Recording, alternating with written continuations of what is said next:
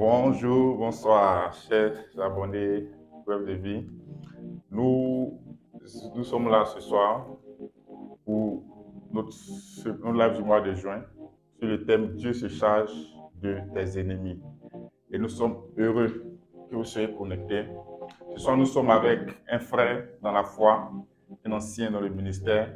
Il s'appelle Thomas Eouma. C'est un expert dans les médias. Il est aussi prédicateur à l'Église méthodiste unie de Côte d'Ivoire. Et nous avons une grâce, c'est une grâce pour nous de le recevoir pour ce live. Et nous allons lui laisser se présenter encore une fois. Juste parler un peu. Mon frère, comment tu vas? Mon frère, je vais très bien, merci Némi Kofi. C'est un privilège, une joie pour moi de répondre à cet appel. C'est une invitation web de vie, mais c'est un appel du Seigneur.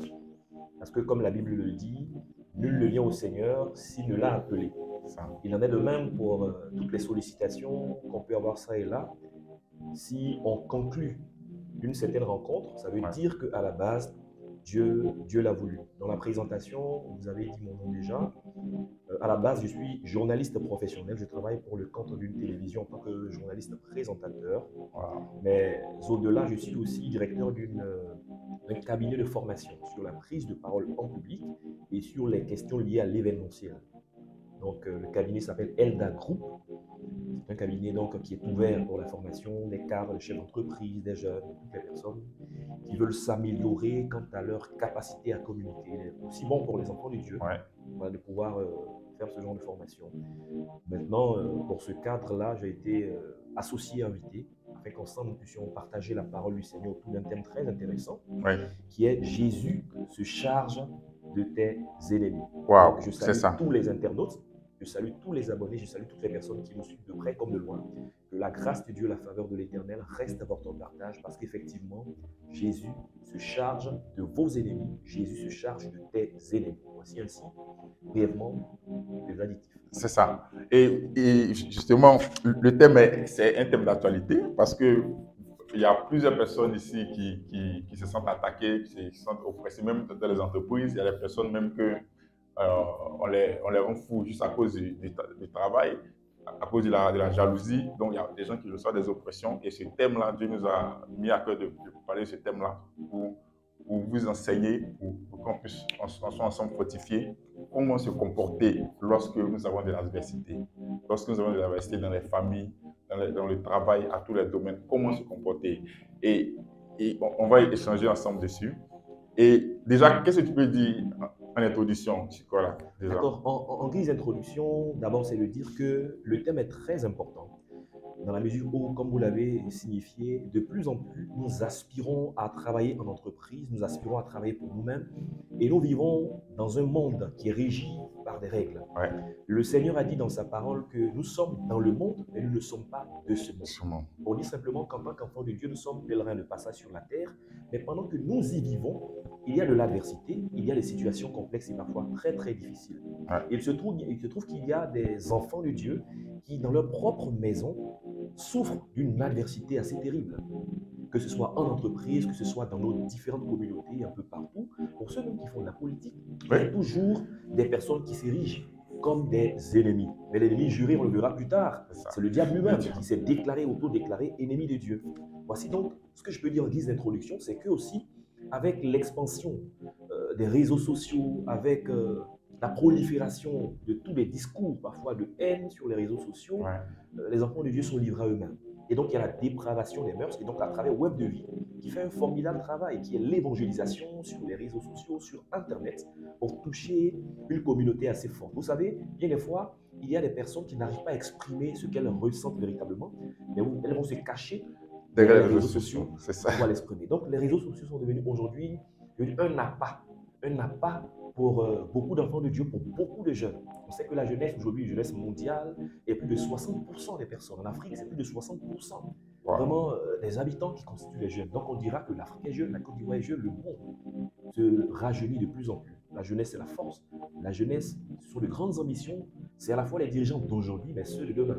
Donc, si la jeunesse est en proie à toutes ces réalités, c'est clair que cette jeunesse va être manipulée. Et face à l'adversité, comment les jeunes chrétiens, comment les jeunes leaders chrétiens doivent-ils se comporter? Et donc, c'est à juste titre que nous sommes là pour en discuter le long de cet entretien. Super, super, super, mon frère. Donc, déjà, ce que nous voyons ici, on va essayer de comprendre à quel moment on peut dire qu'on a un ennemi. Parce que nous sommes en famille, nous sommes dans les entreprises, souvent on a nos collègues, mais souvent les gens nous font déjà des pics. Bon, mais c'est pas forcément, on peut ne pas, mais à quel moment on peut dire, OK, là, cette personne-là ça devient sérieux. Là, ce que la personne est en train de me faire, ce n'est plus des taquineries, mais c'est vraiment de l'adversité. À quel moment on peut qualifier quelqu'un d'un ennemi et qu'est-ce qu'un ennemi finalement? D'accord, si on s'appuie sur le dictionnaire Le Robert, l'ennemi, c'est quelqu'un qui soit s'est autodéclaré ou qui s'érige en une personne qui nous veut du mal. Et c'est connu d'office. Ce n'est pas des suppositions. Ce n'est pas parce que Némi aurait peut-être mal réagi vis-à-vis de moi, je le déclare comme mon ennemi. Mon père ne m'a pas donné mon petit déjeuner ce matin, mon père est mon ennemi.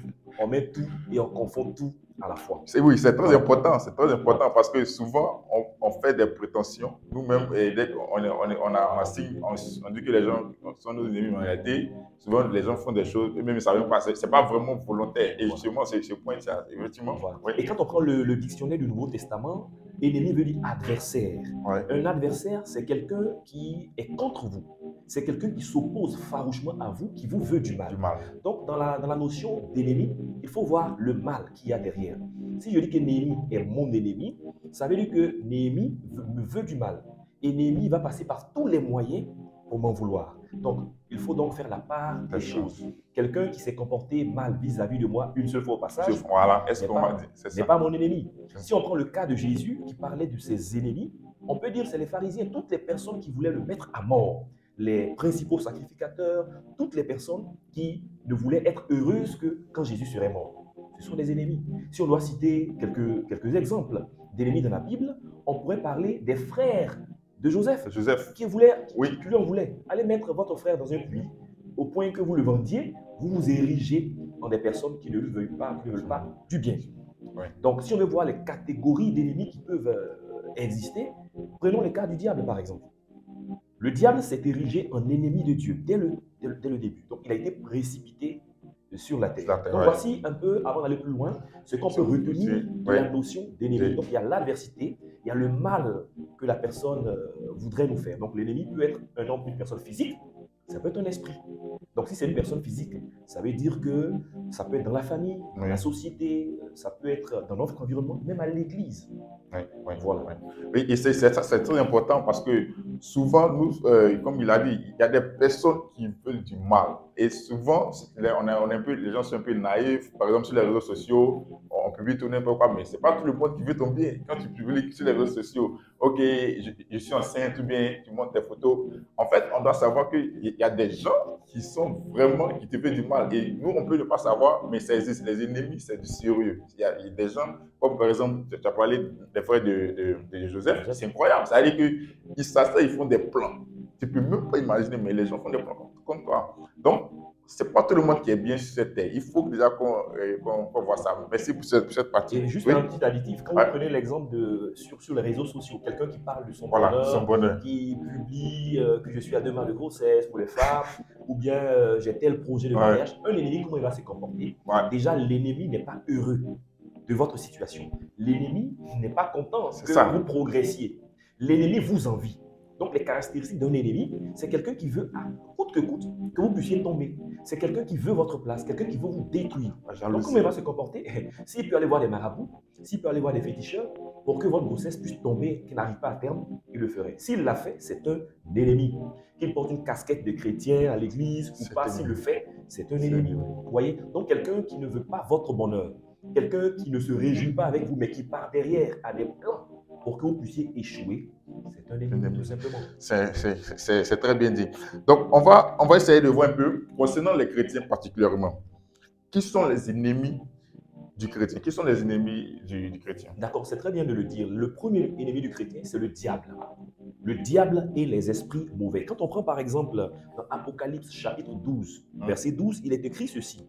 C'est pourquoi réjouissez-vous cieux, et vous qui habitez dans les cieux.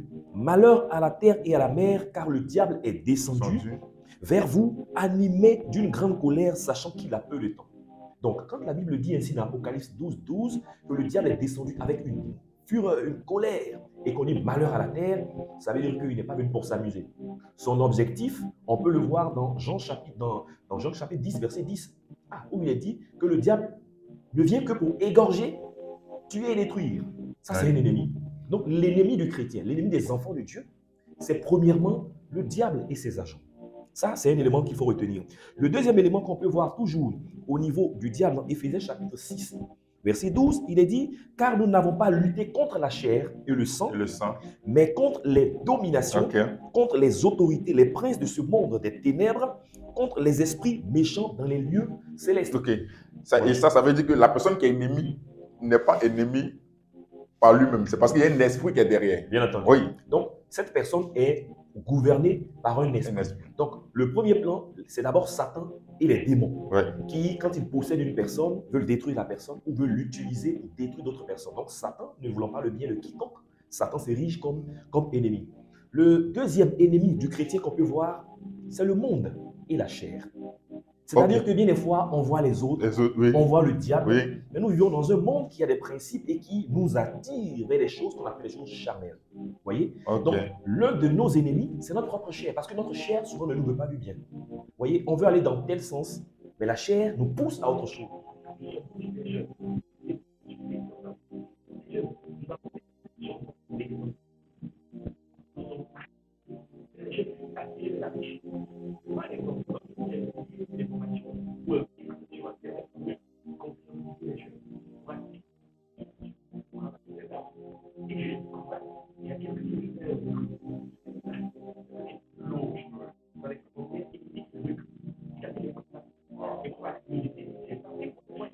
Il s'agit. Et quand je vais sur la page, je me rends compte, avec tous les attributs, avec tout ce qu'il y a, avec les personnes qui vont discuter, que c'est une loge qui recrute ici en Côte d'Ivoire des personnes pour être au milieu de ces personnes. Vous voyez? Donc, finalement, quand on va se retrouver dans ce genre de situation, avec les nouvelles habitudes, les nouveaux comportements, finalement, on risque d'être les ennemis des personnes qui ne partagent pas notre avis. Donc, le monde et la chair qui nous poussent à pécher constituent pour nous un ennemi. Voilà, donc la chair, finalement, doit être dominée par la présence de Dieu pour que cet ennemi-là ne puisse pas nous autodétruire. Le troisième ennemi que je peux citer, c'est ce que j'appelle les agents du diable. Et vous en parliez tout à l'heure, quand vous avez dit que l'esprit possède une personne et donc la personne n'agit pas de sa propre volonté. C'est vrai que les hommes sont méchants par nature, mais souvent nous sommes poussés par des esprits. Donc tous ceux qui sont dans des pratiques occultes et qui veulent du mal aux personnes, aux êtres humains, ce sont des ennemis. Donc un enfant de Dieu qui est persécuté, qui reçoit des attaques régulièrement par quelqu'un qui est dans une loge qui ne lui veut pas du bien, c'est un ennemi aussi de cet enfant de Dieu. L'autre élément, on peut prendre l'exemple de Pharaon et de son armée. Le texte tire sa base de Exode chapitre 14, verset 14, où il est dit, l'Éternel combattra pour vous, et vous gardez le silence. La régie peut montrer le verset. Exode 14, 14. Donc, on voit Pharaon qui a assujetti le peuple d'Israël. Et on voit aussi que le peuple d'Israël reçoit une délivrance. Et pendant que le peuple d'Israël est en train de sortir de l'Égypte, Dieu dit, gardez le silence. Moïse va dire donc au peuple, l'Éternel va combattre pour vous, gardez le silence. Et quand on dit de garder le silence, ça veut dire que ça se rapporte à Jésus s'en charge. C'est pour dire simplement, regardez la délivrance qui va se produire en suivant les instructions de Dieu. Autrement dit, ce n'est pas vous qui allez combattre. Ce n'est pas vous qui allez prendre les épées pour combattre l'armée de Pharaon. Et vous allez voir dans Exode 14, 14, comment Dieu va endurcir le cœur de Pharaon jusqu'à la délivrance. Donc, l'exemple de Pharaon est un exemple palpable d'un agent du diable monté par le diable. Donc, le cœur s'est enflé d'orgueil pour faire du mal aux enfants de Dieu. On prend l'exemple de l'ennemi juré du peuple d'Israël, les Philistins, avec Goliath, avec l'histoire de David. Donc ça, c'était des adversaires jurés. Ils ne voulaient pas du bien au peuple d'Israël. Ils ont même insulté le Dieu du peuple d'Israël. Donc ça, ce sont des ennemis, donc des hommes possédés par un esprit du mal, par un esprit de vengeance, par un esprit de domination sur les enfants de Dieu, peuvent être considérés comme des ennemis. On peut citer plusieurs exemples. On prend l'exemple de Akab et de Jézabel. Jézabel qui nourrissait à sa table plus de 800 prophètes et qui les nourrissait avec de la viande sacrifiée aux idoles. Jézabel qui mettait à mort les prophètes de Dieu et qui engraissait, encourageait les prophètes de Baal. Dans l'histoire de ce couple, on va voir que même leurs enfants vont agir mal. La fille de Jézabel va mettre à mort pratiquement tous ses petits-enfants pour une question de royauté pour pouvoir demeurer jusqu'à ce qu'elle soit mise à mort. Ce sont les ennemis des enfants de Dieu. Donc, quelqu'un qui dit qu'il veut te mettre à mort, il veut te détruire, il veut être heureux lorsque toi, tu mourras, tu ne réussiras pas, c'est un ennemi. Quelqu'un qui dit, par exemple, on le voit couramment, moi, tant que je suis vivant, toi, tu ne réussiras pas, c'est un ennemi. Parce qu'il ne veut pas ton bonheur. Et qu'est-ce qu'il va mettre en place pour que toi tu ne réussisses pas? Il ira voir certainement des personnes dans l'occultisme et autres. Je prends peut-être un dernier exemple, ou deux derniers exemples. L'exemple de Saul, de Tarse, qui avait pour mission d'arrêter les chrétiens, les enfants de Dieu. Quand il entend parler de Jésus dans tel endroit, il a mal au cœur. Son objectif, c'est de les emprisonner au point qu'il a porté les vêtements de ceux qui ont tué Étienne. On a lapidé Étienne sous ses yeux, sans aucun remords. Ça, c'était un ennemi des enfants de Dieu. C'est pourquoi lui aussi, quand il est devenu Paul et qu'il a comme ça évangélisé, il a eu d'autres ennemis. Voilà qui lui en voulait. Le dernier exemple que je vais prendre, c'est celui de Jésus. Jésus qui est venu dans le monde pour sauver l'humanité. Jésus qui se rend compte qu'il y a beaucoup de personnes qui lui veulent du mal, au point que Judas a été recruté.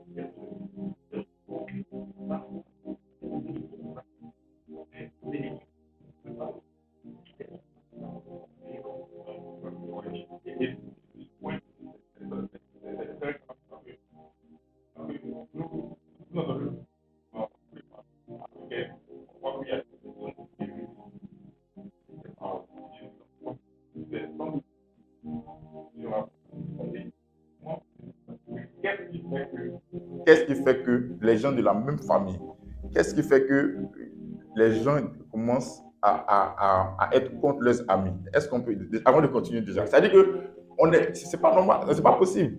La même famille, comment quelqu'un se transforme du bon côté et commence à méditer du mal de son propre frère ou bien de sa fille. Souvent même ceux qui font la sorcellerie, ils sacrifient leur propre. C'est-à-dire que c'est même pas les enfants des autres, leur propre sang. Il y a eu une histoire, par exemple, où la fille devait se marier et elle essaie par tout le monde de se marier, ça ne marche pas. Et après, on découvre que mais la maman, qu'est-ce qu'elle voulait? Qu'est-ce qu'elle s'est dit? Elle s'est dit que si sa fille s'en va, elle sera seule. Et à cause de ça, elle allait voir des féticheurs pour bloquer le mariage de sa fille. Est-ce que ça, c'est de l'amour? Ça, c'est pas de l'amour. La question que vous posez, comment les gens font ça racine dans, je veux dire, dans l'Antiquité ou dans les premiers jours de la création du monde avec Caïn et Abel. Mais au départ, on se pose la question de savoir, mais Caïn et son petit frère Abel, comment la jalousie peut naître au point que Caïn puisse mettre à mort son petit frère? Son pauvre frère. Mais Dieu l'a dit, que le mal, le diable, le mal se tient à ta porte. Tu as la possibilité de dominer. Donc, il a été enflé d'orgueil. Le diable l'a manipulé simplement. C'est ça. Donc, la nature humaine, elle est livrée à tout ça. La jalousie. Ça veut dire que notre esprit peut dire non comme peut dire oui. Mais notre chair fait que facilement, on est ennuyeux. C'est ça. Facilement, on ne veut pas le bien de l'autre. Tu es mon frère, tu es peut-être le petit frère, tu es beaucoup plus nanti dans la famille. La famille a plus de considération pour toi. Moi, le grand frère, la jalousie va naître. On a vu l'histoire du fils prodigue. Quand il est parti, le petit frère, il est revenu, le père l'a accueilli avec joie. Mais le grand frère est jaloux. S'en était offusqué. Mais le père lui a fait comprendre qu'on est tout le temps ici ensemble. C'est parce que lui, il était perdu qu'il a été retrouvé. C'est parce qu'il était égaré que je le reçois aujourd'hui de cette façon. Il n'y aura pas la fête tout le temps.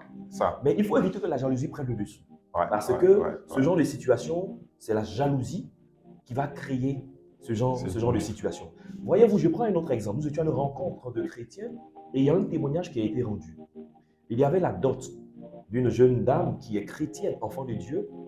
Et il se trouve que dans nos différentes coutumes et dans certaines régions de Côte d'Ivoire, lorsque la dot s'est faite, il y a les beaux-parents, les tantes qui viennent toucher le bas-ventre pour dire on dépose la fertilité, et ainsi de suite. Mais dans le fond, les paroles qui sont dites, souvent on ne fait pas attention ou on ne sait pas l'intention que la personne a derrière. Mais il va se trouver que dans la suite des événements, la jeune dame aura du mal à accoucher. aura du mal à procréer. Pour créer. Et donc, celui qui rendait le témoignage, qui est un médecin chrétien, dit que lorsqu'on a ouvert donc, le ventre de la Le ventre de la dame, dame. voilà, on a fait l'intervention chirurgicale, on s'est rendu compte que toutes les trompes et tous les organes étaient compacts, comme si c'était congelé. Congelé. Et quand on a remonté, Spirituellement. on a remonté tout ça, on s'est rendu compte que c'était depuis le jour où on lui avait imposé. Waouh. Est-ce que ça, c'est l'amour, ça? C'est un ennemi C'est un ennemi. qui est poussé par l'esprit du mal. Pourquoi? Parce qu'on ne voudrait pas qu'un tel, C'est ça. voilà, elle puisse procréer, il y a de la jalousie Ouais, par derrière. jalousie. Vous voyez? Donc, c'est pour dire simplement que l'esprit du mal va jouer Toujours. sur l'esprit que nous avons, Ouais, pour qu'on ouais, puisse basculer d'un ouais, côté ouais. et de l'autre. Mais il n'y a pas de la fatalité. Ça ne veut pas dire que absolument on doit pouvoir répondre à ce que l'esprit du mal veut. On l'a vu avec Satan dans le jardin qui a trompé Ève. L'esprit du mal est venu pour tromper donc les premières créatures de Dieu. Donc voici ce qui peut se passer dans une famille. Nous, en tant qu'hommes, on a un cœur parfois qui est dur, un cœur qui est difficile. Quand vous lisez la Bible, vous vous rendrez compte qu'il y a des frères qui ont couché avec leurs sœurs, les amants et autres, et ça créait beaucoup de situations. Ouais, Vous ouais. vous rendrez compte que les filles de Lot, qui ne voulaient pas être sans enfants, parce qu'elles avaient quitté finalement Sodome et Gomorrhe, elles ont couché avec le père. Vous voyez ce que ça créait par la suite. Vous savez que le cœur de l'homme est mauvais. C'est pourquoi David a dit, ô Dieu, crée en moi un cœur pur, renouvelle en moi un esprit bien disposé. C'est ça. Et ce que tu viens de dire, ça veut dire que tout le monde peut être sujet à être ennemi. Ça veut dire que ce n'est pas un clan. Tu penses être bon, mais tu peux être ennemi si tu ne fais pas attention à la jalousie, à l'envie. Effectivement, comme on a dit, c'est des sentiments qui viennent.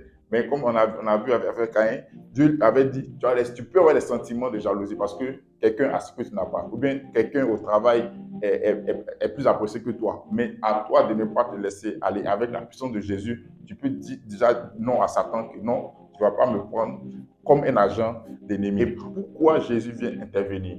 Pourquoi à un moment donné, on dit, OK, pourquoi Jésus vient intervenir? Pourquoi Jésus accepte de se charger de nos ennemis? Et qu'il ne dit pas, par exemple, tuez vos ennemis. Voilà, tuez vos ennemis. Faites tout ce que vous pouvez contre vos ennemis.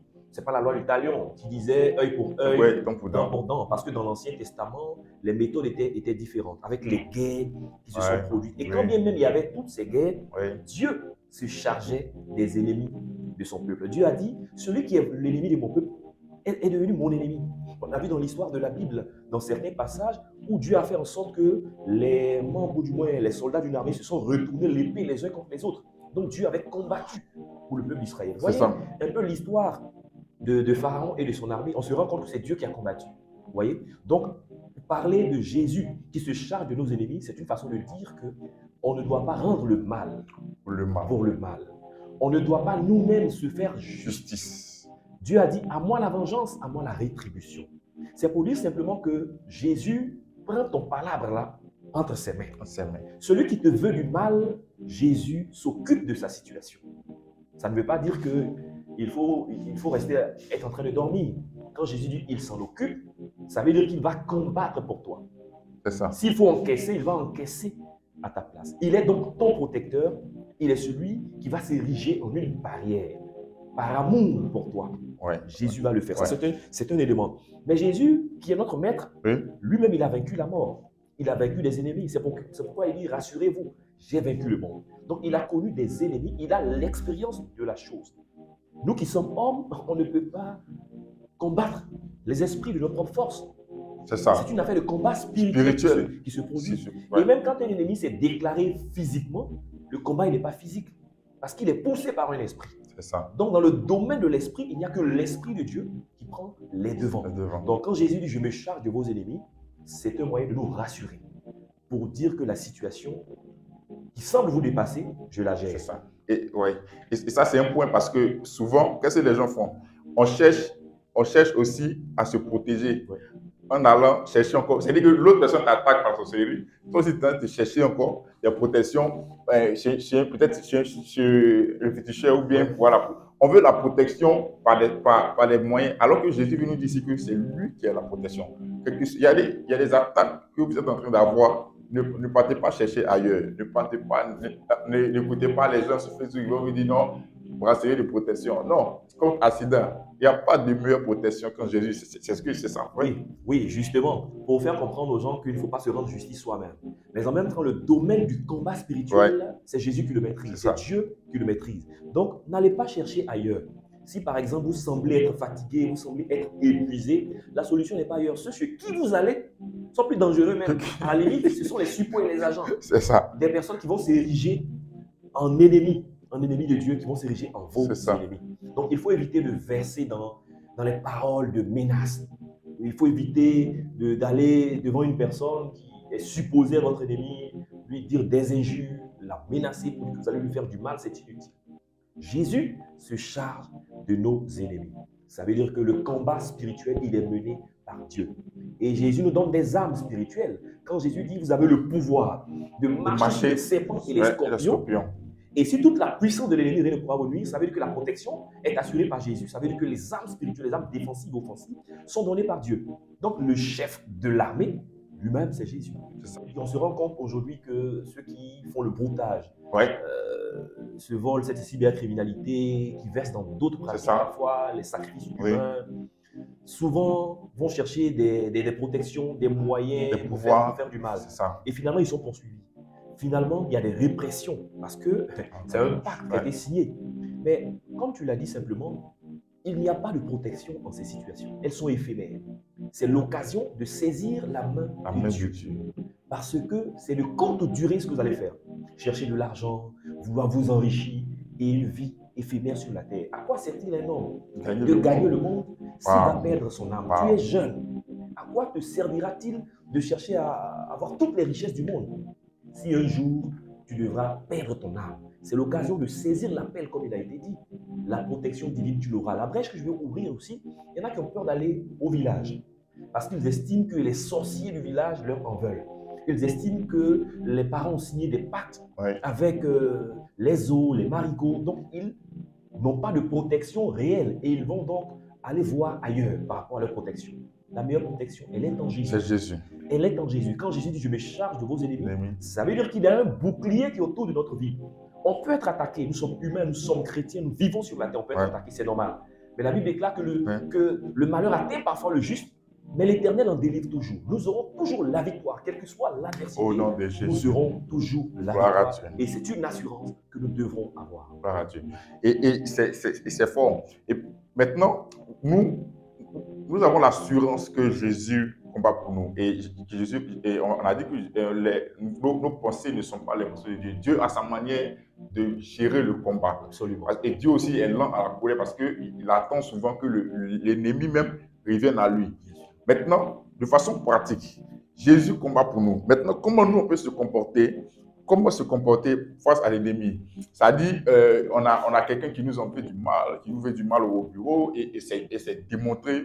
Tu vois qu'à chaque fois même quand on fait des réunions, ou bien par exemple ton patron, par exemple, qui ne va jamais t'encourager, même s'il fait un bon travail, tu as l'impression que ton patron, ça veut dire que le bien même que tu fais, il mélange, ou bien les gens font des faux rapports, on te dit non, telle personne ment sur toi, mais il y a des gens qui inventent même des histoires sur toi. Donc, de façon pratique, tu es avec lui au bureau, au jour le jour, prête-moi, comme moi j'ai fait, est-ce que je vais aller serrer son cou directement, ou bien est-ce que je dois pas commencer à être aussi prudent parce que si je ne suis pas prudent, voilà, toutes ces choses-là, de façon pratique, comment se comporter avec ces ennemis physiques là qui sont là, c'est des personnes, c'est nos amis, c'est nos parents.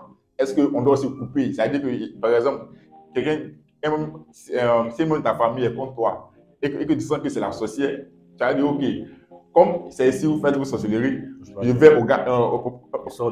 Je vais au Canada. Est-ce que maintenant, moi, je suis affilié la paix?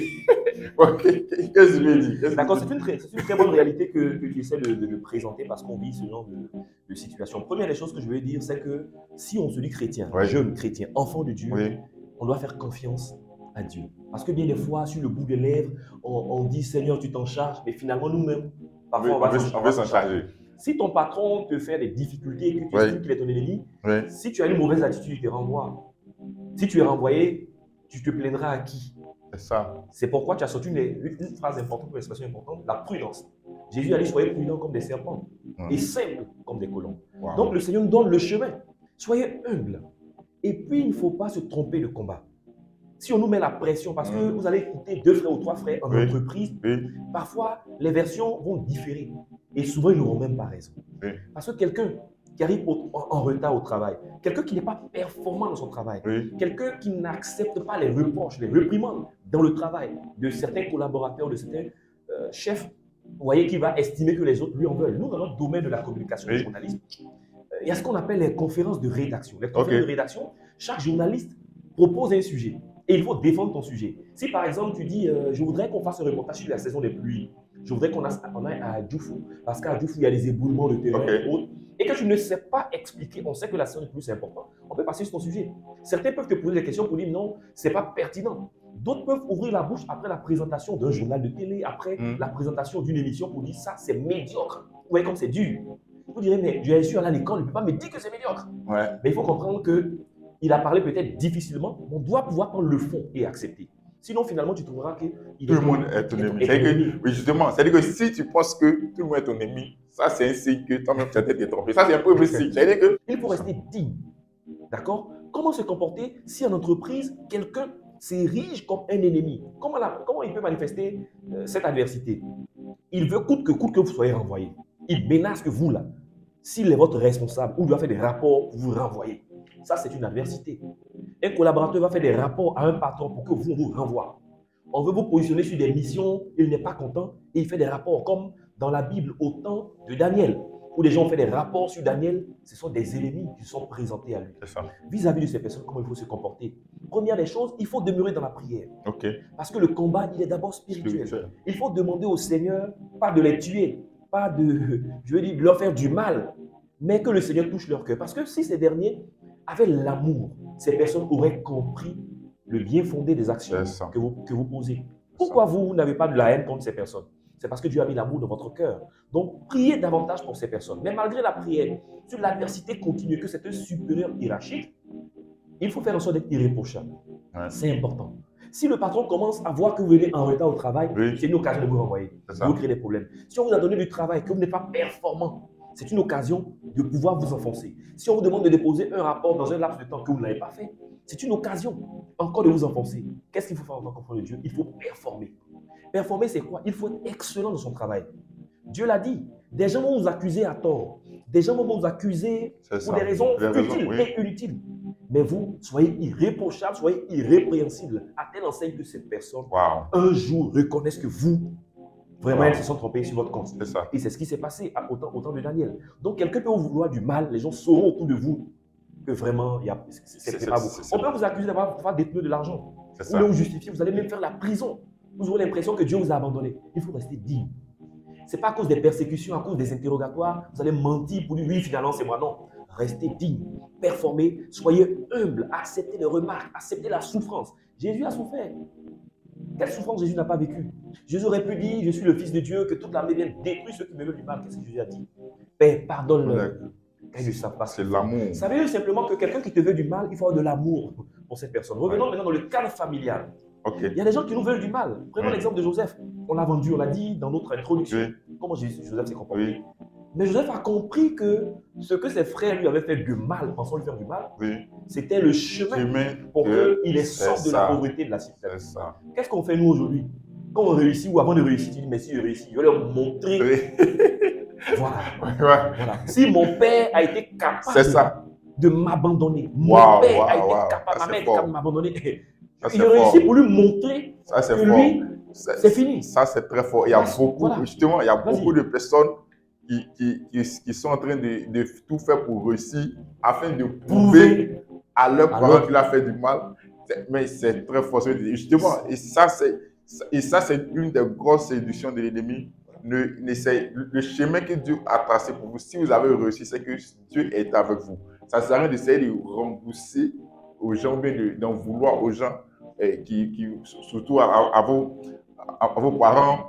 Ça, c'est une très grande révélation, frère. Les gens ont compris finalement que toute cette adversité-là a été aussi positive. Parce que ça pousse à prier, ça pousse à se donner, ça vous donne l'envie de vous prendre en charge. D'accord? Maintenant, parlons des cas de sorcellerie et autres qui sont récurrents. Des gens aujourd'hui disent, ma mère est sorcière, elle est mon ennemie. il faut faire très attention parce que bien des fois, c'est souvent pas forcément avéré. Si c'est avéré et qu'elle est ta mère, certains le disent, mais si c'était ma mère et que si c'est ma mère qu'elle est sorcière, qu'elle voulait vous tuer depuis le sein, elle l'aurait fait. Oui. Bon, à quel moment elle est devenue sorcière aussi, on ne le sait pas. Mais sauf que Jésus nous recommande l'amour. Il a même dit dans sa parole qu'il faut aimer vos ennemis. Ceux qui vous veulent du mal, il faut les aimer. C'est paradoxal. Un frère Néhémie, quelqu'un dit il veut me tuer, et puis on me dit moi, de lui faire du bien. Et l'aimer, ça veut dire quoi? Il faut faire lui des cadeaux. Je lui donne des cadeaux, il jette. Il prend les cadeaux, mais il va chez le marabout avec. Et puis on dit encore de lui offrir un complet de pain. On le voit hein, dans nos maisons. On dit par exemple, ma belle-mère est sorcière, ma mère est ceci, mon père me veut du mal. Et Jésus dit, à ce dernier, il faut faire des cadeaux. Mais Jésus ne le dit pas en vain. Il dit, en faisant du bien à celui qui vous veut du mal, c'est comme si vous mettez des charbons ardents sur sa tête. Donc ça veut dire que celui qui te veut du mal, qui veut te tuer, si tu lui donnes à manger quand il est dans le besoin, tu es en train de mettre des braises sur sa tête. Ça veut dire qu'il ne peut même pas te faire du mal. Si tu as Christ, tu as la protection divine. Donc c'est pas à toi de stigmatiser la personne et de dire dans le quartier, ma mère est sorcière. Alors, il ne faut pas le faire. Attention aussi aux révélations prophétiques de nos époux. Tu vis, on annonce que ton père, tout le monde saura que ton géniteur va chez lui. Tu peux dire, tu ne peux pas dire. On règle des situations. Finalement, tu as la haine dans ton cœur. Il faut qu'on mal.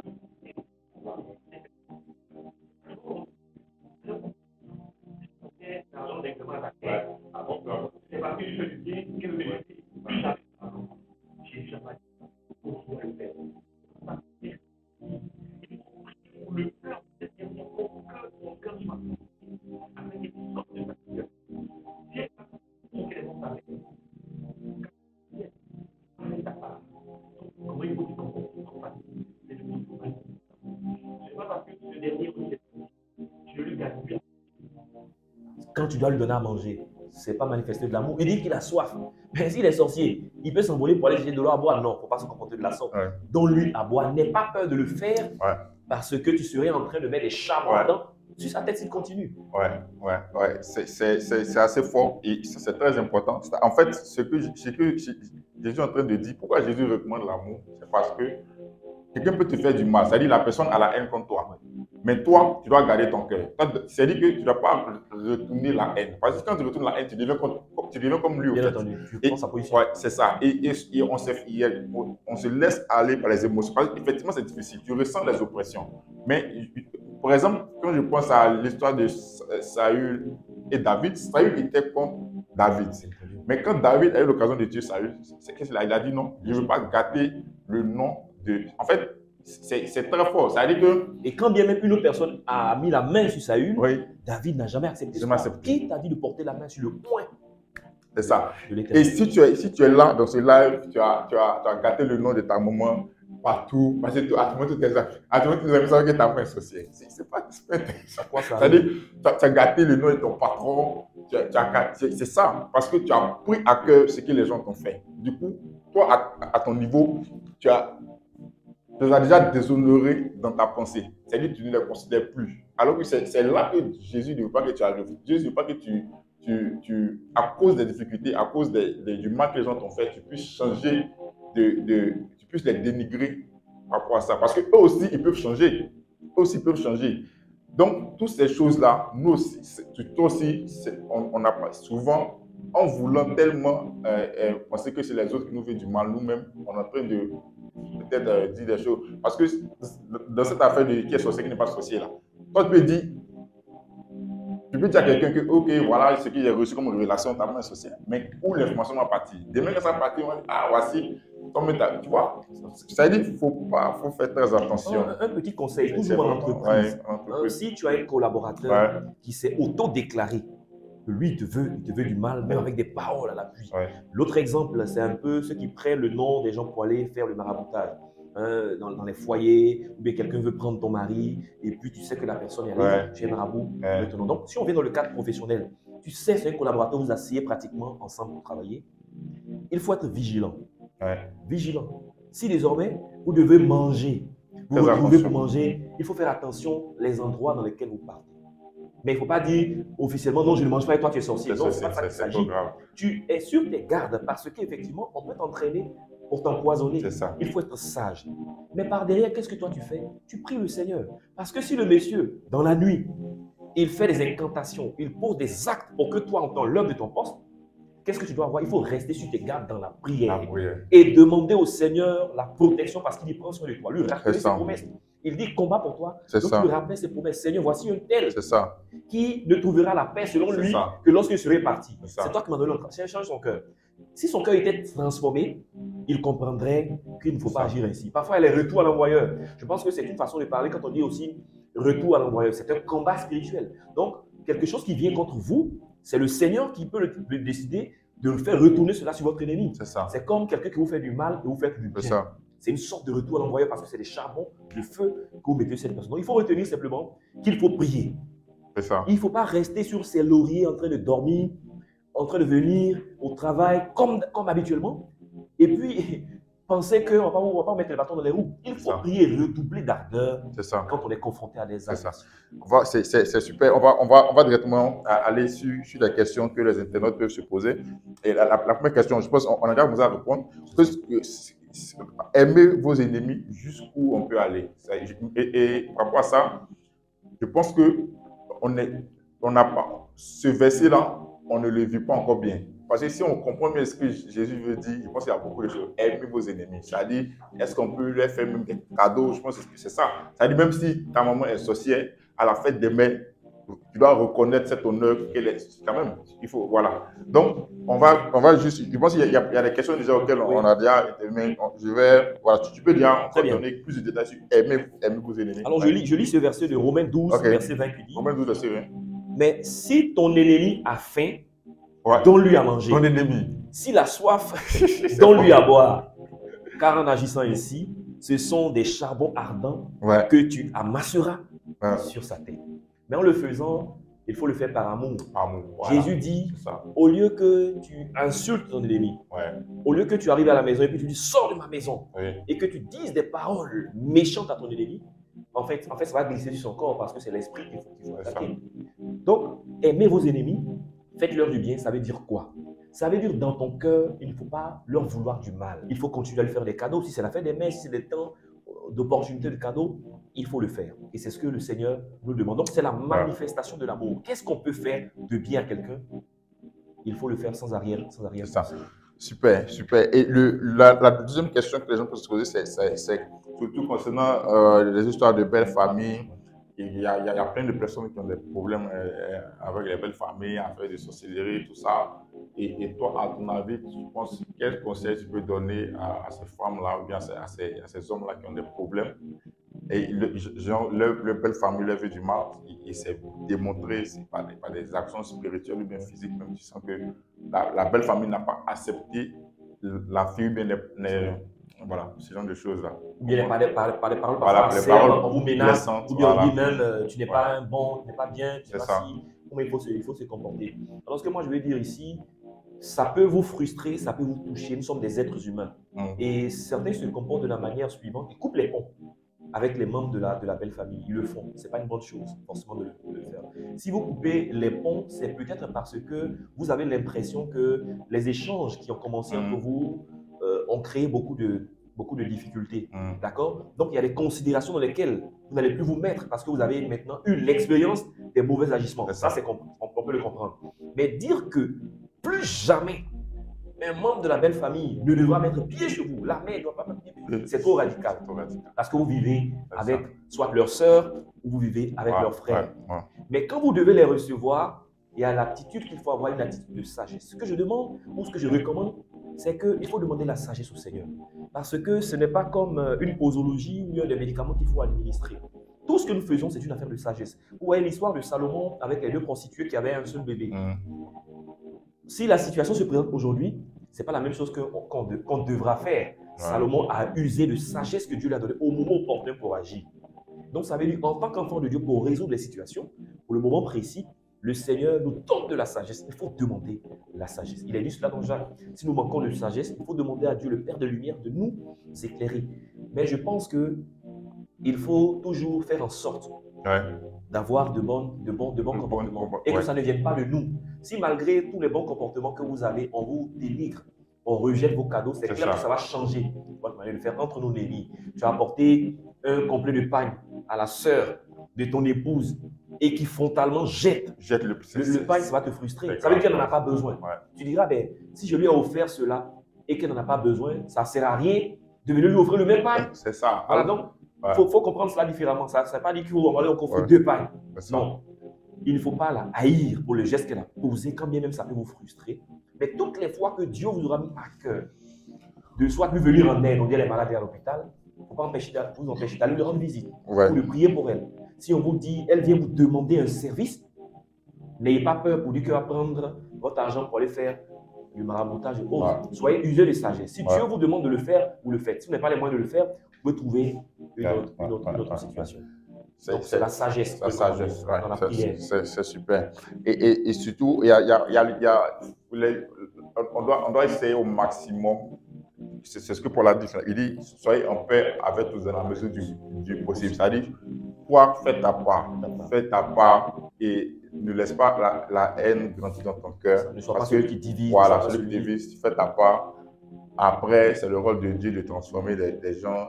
Mais toi, tu es rassuré que Dieu te protège. Donc, quel que soit tout ce qu'ils vont faire, ça ne va pas marcher. Ça va pas marcher. Et maintenant, dans le milieu professionnel, on en a beaucoup parlé parce que c'est récurrent. On voit les gens qui empoisonnent leur colère. On voit des gens qui se deviennent fous juste parce que l'autre voulant avoir tel poste, ils ont passé ensemble, surtout les entretiens où on recrute en interne. Ça, il y a le niveau de sorcellerie, mais c'est grave. On a vu les gens, on les a nommés, c'est incroyable. ils sont morts. Voilà. Voilà. L'entretien en interne, c'est grave parce que vous voyez votre compétiteur et à la fin, on le choisit, on vous laisse. Donc, qu'est-ce que vous devez faire? Elle devez continuer à les jalouser, comme moi.